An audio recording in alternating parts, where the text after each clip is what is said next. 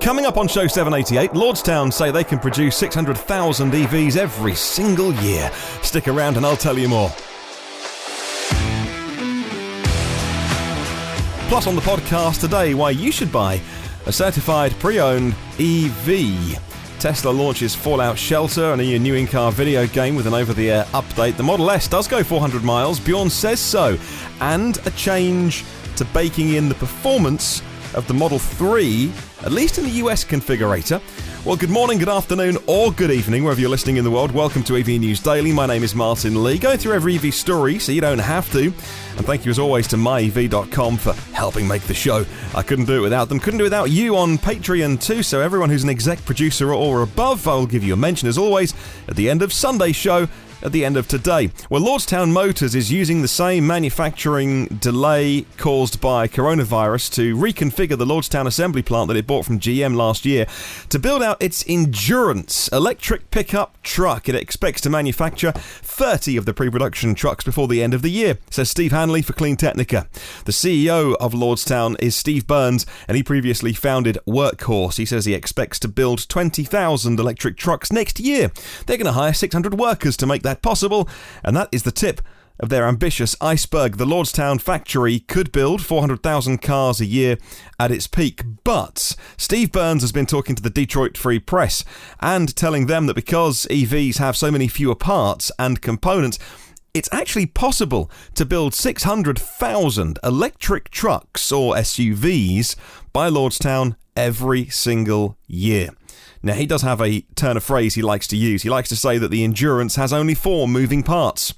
That's the 4 wheels. You see, that's because they use, at Lordstown, they're going to be using electric hub motors with the motors embedded into the wheels. The first production vehicle to use in-wheel motors, pioneered by the company Elaphe, I think I pronounced that. And now the price of the Lordstown Motors car starts at $52,500. The Endurance is going to be the model that you order with 600 horsepower on tap. It'll do 250 miles. It'll tow 7,500 pounds. It's got room for 5 inside rather than the Tesla Cybertruck 6.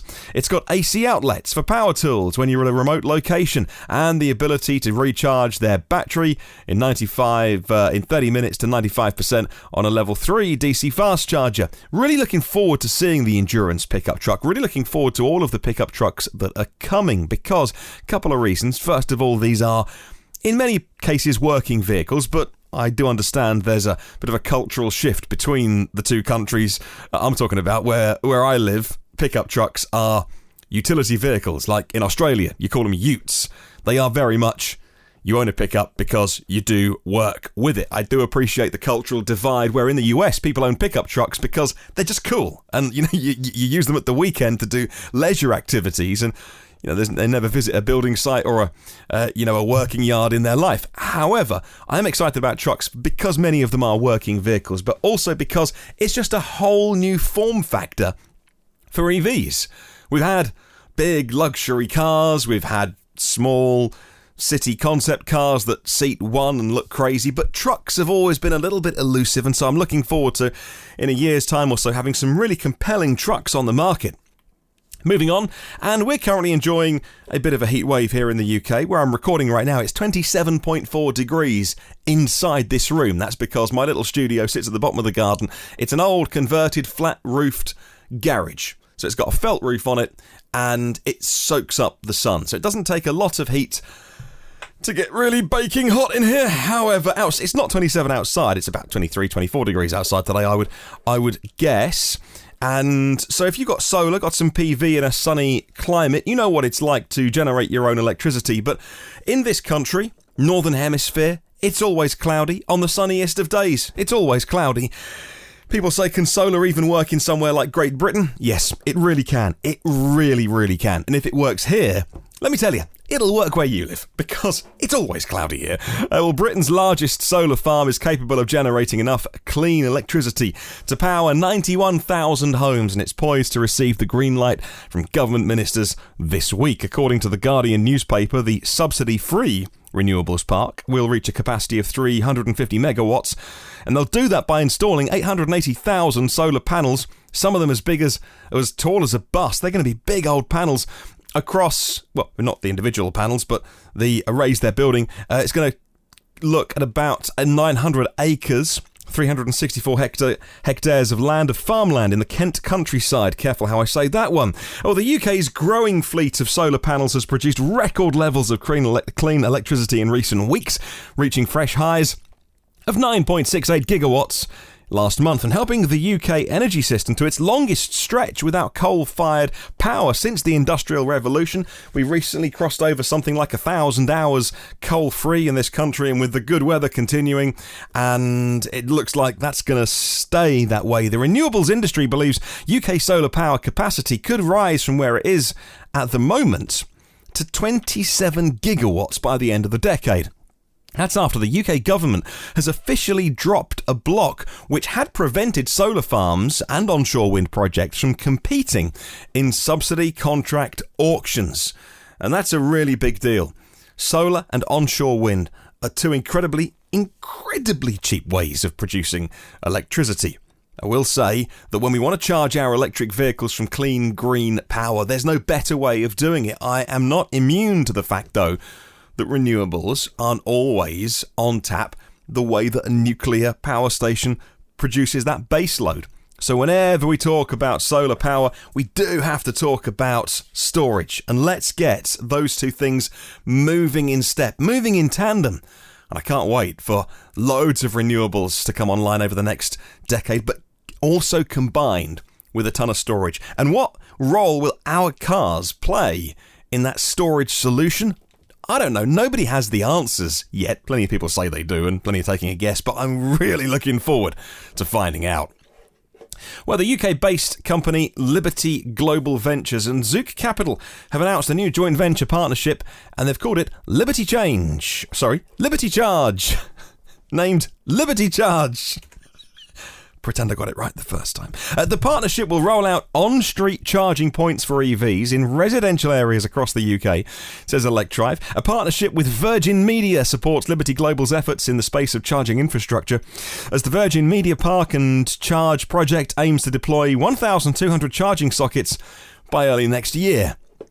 Moving on, and I mentioned this at the start of the show, choosing a certified pre-owned EV is one way to mitigate the risk of buying a used electric vehicle. The CPO system can be a very good way to buy electric vehicles. Car maker-sponsored, dealership-administered CPO programs offer extended warranties for the electric powertrain and components, and that could provide some peace of mind for owners who are spending big money on an unfamiliar technology. I must confess that when I bought our first EV that was 18 months old, I liked having the remainder of that 3-year warranty on it. And when we bought a brand new car last year, and no, we don't lease it, no, we can't give it back if it goes wrong. Yes, we do own all of it. There's no finance on that car. When we bought a new car, we bought the new Zoe last June, I think we did, then I must admit, one of the considerations that I had, apart from if I buy a new car, am I going to have massive depreciation? And I ran all the numbers on that, and to the best of my ability at the time, I thought, well, probably not. If you buy a new diesel car and you drive it off the dealer's lot, I mean, good luck getting back, 60%? If you turned around and went back into the dealer and said, have it back, buy it back immediately. Nobody wants a diesel. But with EVs, I must admit, the prices are rock solid, so that was a consideration, but also the warranty, and that did cross my mind. And so buying it from as new with a warranty, it offered me peace of mind, because the only thing that can really go wrong, I know there's various mechanical bits and drop links and stuff on the Zoe, but the only thing that can really go wrong that's mega bucks, well, that would be warranted. And look, I don't even own the battery on that because it's a battery lease with Renault. So I like that protection buying used. I like that protection buying new as well. But if you are buying used, and many people are buying a used EV, we did for our first one, we probably will for our next one as well, we will definitely look to have some sort of warranty that covers the whole vehicle, and particularly the powertrain, and within that, the drivetrain as well. Most companies, says Car and Driver website, that build and sell EVs have a separate warranty to cover the battery and the electric motor.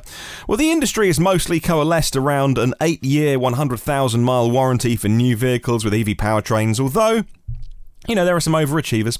Hyundai does offer a 10-year, 100,000-mile warranty for its new hybrids and EVs. Nissan said a couple of years ago that Leaf batteries would last an estimated 12 years longer than the actual cars they're powering.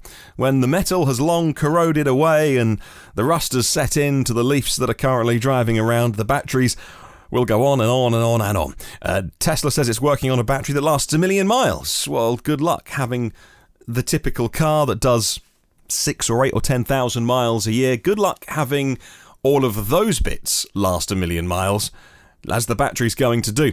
When's the last time you saw a passenger car with 1 million miles on the clock on its original powertrain? Yeah, didn't think so. We're moving on, and Tesla is starting to push a new software update that includes the video game Fallout Shelter, Tesla Theatre improvements, and much more as well, says Electrek. Now we learn that Tesla is starting to deploy the video game in its vehicles as part of their 2020.20 software update currently being pushed to early access owners. According to Electrek, last year Tesla added Xbox controller support for its arcade games. You will need an Xbox controller with a USB cable. Tesla did just tell them that Fallout Shelter currently doesn't support the Xbox controller. Unlike Tesla's racing game, which works with the Xbox controller, you can only use the touchscreen for Fallout Shelter. I must do that actually with my PC. I've just spent the last few weeks upgrading the various components of my desktop machine, so I'm now fit to do video.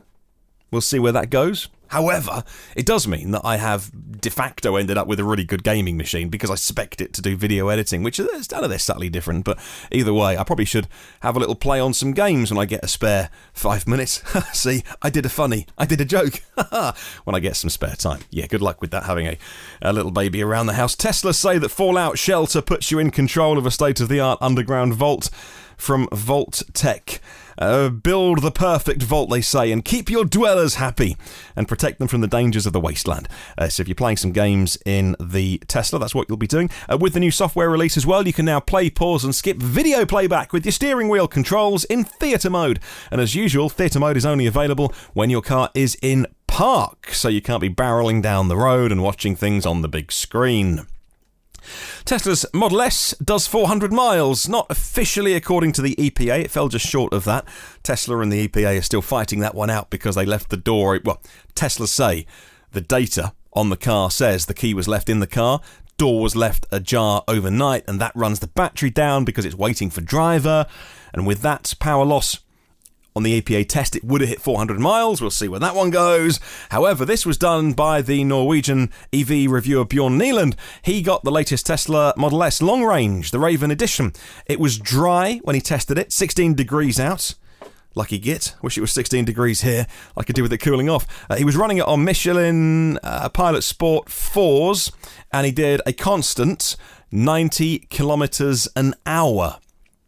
And the capacity that he got out of the battery from being topped up to being empty was 92.7 kilowatt hours. Obviously, we know the Model S has a 100 kilowatt hour battery, but he got 92.7 usable out of it on that day.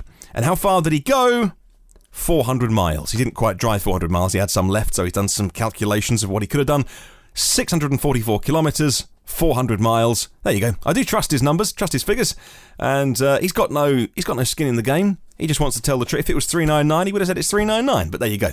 Model S does 400 miles. Now, this has always been the case here, but it looks like the configurator around the world is changing a little bit. Tesla is deciding to bake in the Model 3 Performance Upgrade Pack. And it was one of those things that I always had to remind myself if I was listening to other podcasts or watching things on YouTube, and particularly the American shows would talk about the PUP, the Performance Upgrade Pack. Oh, they talk about sleeper cars, like the quick ones that you can't tell are quick. We never had that option. And if we did, it didn't last long, because for as long as I can remember, there's only been 3 cars on the configurator of the UK Tesla site. And if you go performance, you get all the performance bits. There's nowhere to get the performance motors without the bigger wheels and the brakes and the spoiler. So, whereas you could split that out, it was always a free upgrade, but some people chose not to do the free upgrade. They wanted the smaller wheels to get better range. And Tesla has taken yet another step forward with this in streamlining their vehicle production. I understand why that was the case with the UK design studio, because you have to make the cars and ship them halfway around the world, and so you want to minimise the specifications. They've been doing away in America, though, with the sleeper performance Model 3s. According to Teslarati, the update, which happened recently, as of last Sunday, they reckon a week ago, means that with the Model 3 performance, you can no longer optionally select the performance upgrade pack. It's the 20-inch performance wheels, it's the brakes, it's the spoiler, it's the lowered suspension, it's the Ryan McCaffrey aluminium pedals, track mode, and increased top speed from 145 to 162 miles an hour. Whilst the upgrade was always free, some buyers chose not to. They wanted more range. They wanted to go to 322 miles of range on the 18-inch aero wheels, but we've never had that option for as long as I can remember. So, welcome to the club of having less choice. Overall, probably a very good thing for their efficiency. Finally, with Tesla Battery Day around the corner, the focus of late has been on million-mile batteries. And yes, everyone's getting in on the game of using that phrase ahead of Tesla's Battery Day. While such a battery would be big news, what if Tesla has something else up its sleeve, like more energy density that will extend the range significantly? Of course, they want to reduce the costs, but with all of the news that's coming, we do think that energy density will take a bump, and that means getting more miles, more stored energy in the same physical space as before. And if it happens to do 1 million miles, that's great. Says Yahoo News, the Model S will do 400 miles now, but the battery tech in it, in many ways, dates back to 2012. So imagine what it would happen with Tesla's Battery Day if they hit the achieved energy density that some people are talking about. It could lead to a 700-mile Model 3. Well, that would be doubling and a bit what you can get out of a Model 3 at the moment, but does anybody even need an EV that can go 700 miles? Wouldn't you be better off having half, if you had a 700-mile battery, have half the battery size and save the money and the weight? Or do you want the option of having 700 miles? I do think in Tesla's case, they would go for the big number because they're all about slapping down combustion cars and having EVs as halo cars. So, faster, more efficient, and better in every way. And so, yeah, if they can say, oh, how far does your diesel go? Oh, on a full tank, 600 miles? Yeah, our electric does 700. I wonder if they would put a model on sale that would at least hit that headline figure to be a halo car. I'm not sure we need it, but I'm not going to kick it out of bed if I've got the option. All right, let's talk about Question of the Week.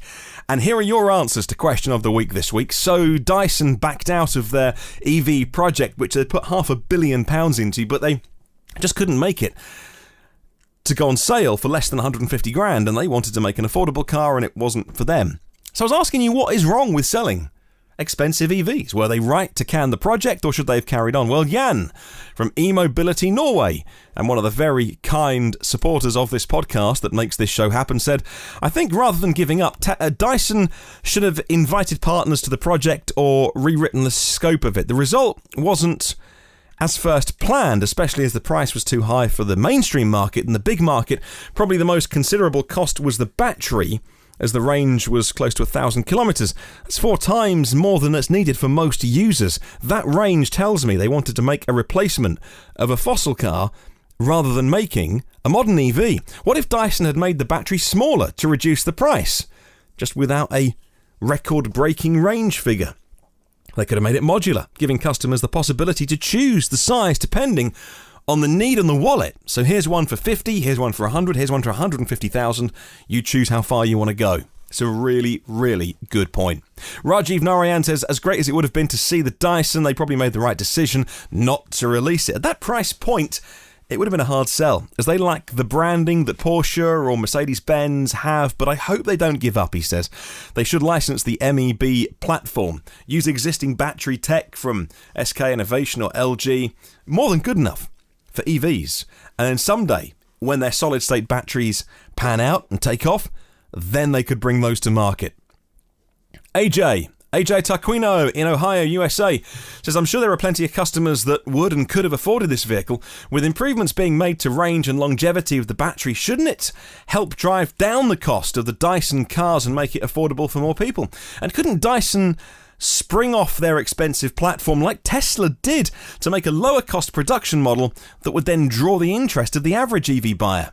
Lee Brown in Scotland says, yeah, Dyson should have continued their research. They're pioneers in battery technology, and all the associated costs with EV R&D would have come down in price over time, and they could have then produced a smaller, more affordable EV.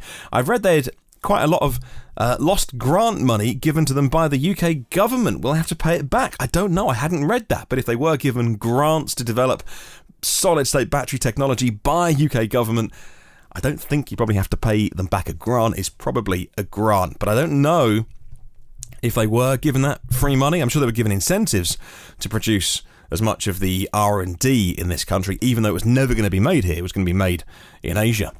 John Fruworth says, I'm all for Elon's corporate mission, which goes something along the lines of accelerating the transition of transportation to renewable energy. As such, it doesn't make sense to only make EVs as expensive toys for the rich. If we are to make a significant progress in transitioning to a cleaner, greener planet, it's essential that EVs reach price parity with combustion cars. Not only personal vehicles, but all commercial and industrial vehicles will become battery electric cars. Brenton Potts says, I'm very disappointed that Dyson cancelled their EV. I sure wouldn't have been able to afford one, but I reasoned that Tesla's first Roadster was exclusively for the affluent enthusiasts, and look where they are now. I believe that the brains and design know-how behind Dyson could have brought something really positive to the EV space, and that would eventually trickle down to something I could afford to dream about. 2 positive takeaways, though: they released their progress so other EV makers can be inspired, and James Dyson said he's not against other EV makers using their solid-state battery tech in their own cars. Jeff Murray said, as far as Dyson goes, I think Tesla is a good example where they started out high-priced and used that knowledge to be able to make lower-priced cars for later generations. I think that a company just getting into the market is almost always going to have to use that strategy, especially if they expect to have any kind of quality. And even if they made a good, affordable product first, the low price may very well be seen as cheap as opposed to value. That said, I highly doubt Dyson was in any danger of making an affordable product, given their prices on other products. And finally, Philip Troutman says, I was sad to see that the Dyson effort failed. From the outside it looked great. My wife and I could use an EV with that form factor, but at a reasonable price. However, at this point in the maturation of the EV market, I think the biggest challenge is perceived price. Most people around here, he's in Southern Oregon, seem to think that only rich people can afford an EV. Yeah, we ain't rich. And we've got one. That needs to change, says Philip, and the more high-profile announcements of high-priced EVs isn't going to help. Assuming people were paying attention to the Dyson news at all, I'm sure the announcement that they couldn't build their car at a reasonable price also increased this perception. I want to see EVs continue to fill all the niches in the automotive world, especially a van with decent range, but at this point, some high-profile, affordable options will help. We'll see how VW goes with their rollout. One of the things that I like about your podcast, says Philip, is that you talk about all EVs, from halo cars to compact cars. I certainly do. I like to be manufacturer agnostic. I like to say nice things about everyone when I possibly can and give everyone the benefit of the doubt. I hate saying anything negative about an EV, but I'm not afraid to, Philip, as you say. And of course, this podcast is about all bits of the EV world, really, and that includes infrastructure and how we power them as well. So I thank you very much for your kind words, and thank you for your continued support and listening. Hey, let's set a brand new question of the week this week, and we'll go back to the very first thing I mentioned on today's podcast, and we'll talk about trucks. I'm interested in trucks. What do you want from an EV truck? What are your desired specs from an EV truck? Tell me. It can be about how many it seats. It can be about the utility of it. It can be about, powering things off the grid. It doesn't matter what aspect of it is, but tell me, what are your desired specs for electric trucks when they hit the market? What's your priorities with electric trucks, even if you're not going to be in the market to buy one? What do you think? I'd love to get your email. My address is hello@evnewsdaily.com, and you can always leave a comment on the YouTube show. Thank you as always to 227 patrons of the podcast. If you haven't heard about it, there's a website called Patreon, patreon.com/evnewsdaily, and it's how individuals and companies fund the work that we're doing. Premium partners are Phil Roberts of Electric Future, Brad Crosby, Avid Technology, Brightsmith Group for Clean Tech Talent, Porsche of the Village Cincinnati, and Audi of Cincinnati East. My partners are David Allen, OEM Audio of New Zealand, and evpower.co.nz. I hope you're all okay in New Zealand. By the looks of it, from the international news that we get, you've coped with it amazingly well through this virus. Paul O'Connor, tryev.com. Gareth Hamer, eMobility Norway. And Bob Boothby from the Millbrook Cottages and Elopement Wedding Venue. Hello to ev-resource.com. And Mia Oppelstrup as well, who did up her support last month, and I'm leaving her name on that list because Mia's brilliant. Alan Robson, Alan Shed, Alex Banahini, Alexander Frank, Anders Hove, Andrea Jefferson, Asir Khalid, Ashley Hill, Bjard Fuchstak, Brent Kingsford, Brian Thompson, Bruce Bohannon, Charles Hall, Chris Hopkins, Colin Hennessy and Cam ZV, Craig Coles, Damien Davis, Darren Bird, Darren Feach, Darren Sun and Yorkshire EVs, Dave Dewson, David Barkman, David Finch, David Partington, David Prescott, Derek Riley and the Dublin EV Owners Club, Don McAllister from ScreencastsOnline.com. I get that Mac knowledge that you need. Enrico Stefan Shillo, Eru Kyun Nyombi, Frederick Rovick, Free Jewel, who's James, Gene Rubin, Gilberto Rosado, Jeff Lowe, hello to Headley Wright, Ian Griffiths, Ian Sear, Ian Watty Watkins, Jack Oakley, James Storr, Jerry Allison, Jim Duggan, Jim Morris, John Bailey, John C. Solar, John Lacey from Click Like Video NZ, John, who is Beardy McBeardface and the gang at Kent EVs, John Nodell, Juan Gonzalez, Ken Morris, Kevin Mason, Carl Mann, Lars Dallinger, Lawrence D. Allen, Lee Brown, Luke Cully, Marcel Lohman, Marcel Ward, Mark Bossett, Martin Croft, the Dorset Tradesman, Marty Young, Matt Piccioni, Maz Shah, Michael and Luke Turrell, Michael Pastroni, Mike Rogers, Mike Winter, Nathan Gore Brown and Neil E. Roberts from Sussex EVs, Nigel Miles, Northern Explorers, Ohad Aston, Paul Ridings, Paul Stevenson, Paul Perry, Simpkins, Pete Glass, Pete Gordon, Peter and D. Roberts from Oxon EVs.